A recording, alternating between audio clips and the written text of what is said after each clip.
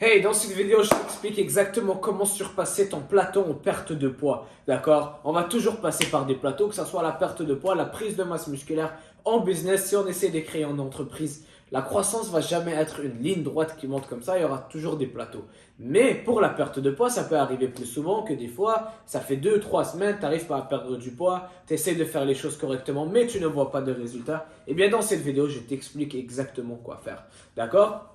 Première chose à savoir, c'est tu dois avoir un plan. Si tu as un bon plan à suivre, cette vidéo s'applique pour toi. Pour toi, un bon plan à suivre. Tu es dans un déficit calorique, tu t'entraînes déjà, tu vas à la salle de sport, tu fais ton cardio, tu manges correctement, eh bien cette vidéo peut énormément t'aider. Ok, regarde jusqu'à la fin, je vais te donner tous les points à savoir. Première chose que tu peux faire, maintenant que tu es dans un plateau, c'est revoir ton alimentation. Donc là, tu as commencé à perdre du poids. Lorsque tu as commencé ta perte de poids, tu as suivi un plan alimentaire que, disons, tu es en train de manger 2200 calories et tu perds du poids.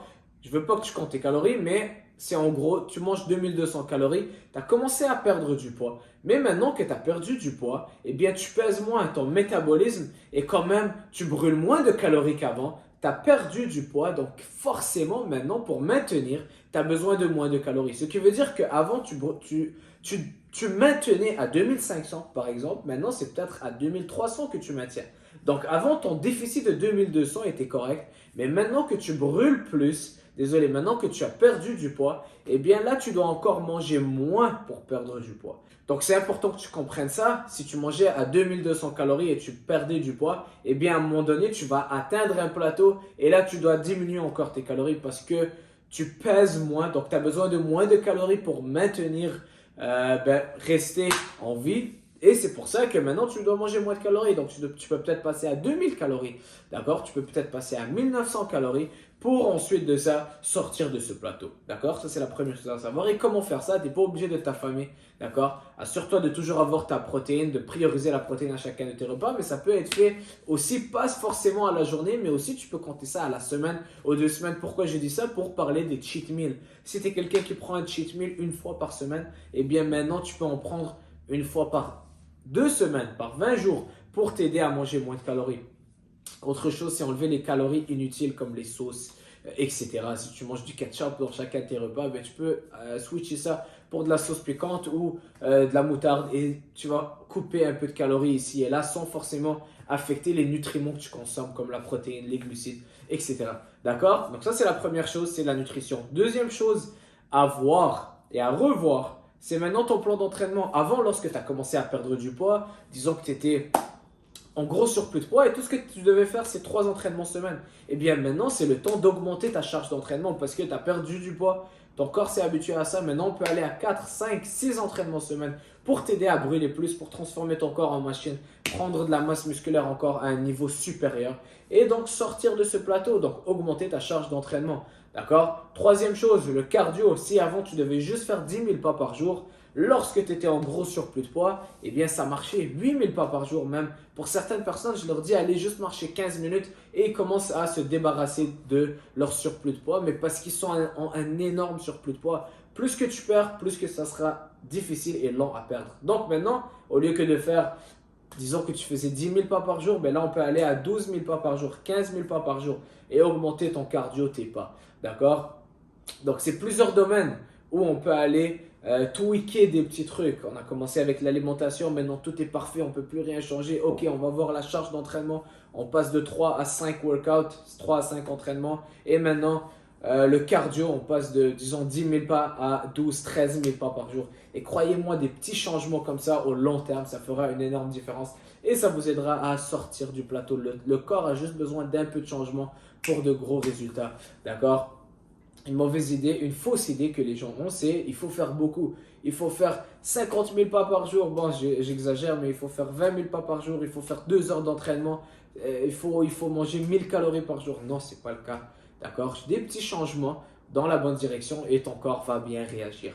Numéro 4, les brûleurs de graisse. Maintenant que ton alimentation est parfaite, tu t'entraînes vraiment, tu ne peux plus rien faire, tu n'as plus aussi de temps pour t'entraîner plus, tu fais ton cardio, tout est parfait et tu es toujours dans un plateau, eh bien c'est là que tu peux incorporer les brûleurs de graisse. Mais attention, j'ai un point à dire que je n'ai pas dit, c'est pas, on ne veut pas tout faire les changements en un seul coup. D'accord? C'est une étape à la fois. Commence par ton alimentation, en gardant tout le reste pareil, ton entraînement et ton cardio pareil. Ensuite de ça, tu vas progresser, tu vas atteindre un autre plateau. Là, tu peux aller toucher à ton entraînement.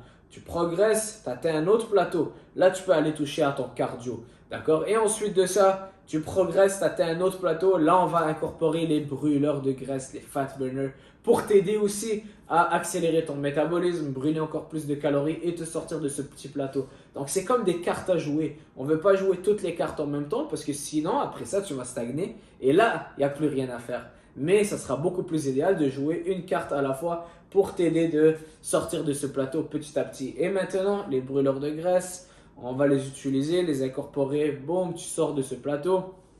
Et là, lorsque tu arrives à, disons, 12%, 13% de gras ou même 12%, 10%, tu deviens hyper sec. Mais là, tu veux encore plus et tu veux brûler encore plus. Et où tu atteins un autre plateau, eh bien, c'est dans cette situation-là que j'aime incorporer des jeûnes. D'accord? Des jeûnes intermittents ou même des jeûnes de 24 heures. Je préfère les jeûnes intermittents pour la plupart du monde. Ça va mettre moins de stress sur le corps. Donc, c'est dans cette situation-là où j'aime incorporer des jeûnes. Ok? Donc, tu peux jeûner 16 heures, 18 heures, 20 heures. Comme tu le sens, tu peux manger un repas par jour. D'accord? Ça, c'est des petites techniques que j'aime incorporer à la toute fin pour les personnes qui ont vraiment tout essayé et qu'ils n'arrivent plus à progresser, ils stagnent. Puis c'est la dernière étape, la dernière couche de gras, même pas la dernière couche de gras, c'est vraiment juste pour descendre en bas des 10%, et bien les jeûnes peuvent être utiles. Et ensuite de ça, il ne faut pas oublier qu'il faut rester constant. C'est un processus qui prend du temps. Ça n'arrivera pas en 3 jours, ça n'arrivera pas en 3 semaines. Si tu as 50 kilos à perdre, donne-toi du temps. Ça fait des années que tu as accumulé ce gras. Ça ne partira pas en quelques mois, ok, ou quelques semaines. Ça peut partir en quelques mois, mais ça va prendre du temps, d'accord? Donc, donne-toi du temps pour ce processus et il n'y a pas vraiment de temps. Ok, moi, c'est en 3 mois, tu dois avoir perdu tac, tac. Non, ça dépend de chaque personne, ça dépend de ton pourcentage de muscle. Est-ce que tu as pris de la masse musculaire? Si, et ça, il y a beaucoup de facteurs qui peuvent affecter le niveau auquel tu perds du gras. Et pas tout le poids que tu perds, c'est forcément du gras. Et pas tout le poids que tu gagnes, c'est du gras. Si tu fais de la musculation, il y a ce facteur-là qui peut jouer aussi avec les chiffres. Donc ne focussez pas vraiment sur la balance, concentrez-vous sur le processus. Et voilà, si vous avez des questions, n'hésitez pas à mettre ça dans les commentaires et on se voit bientôt. Ciao!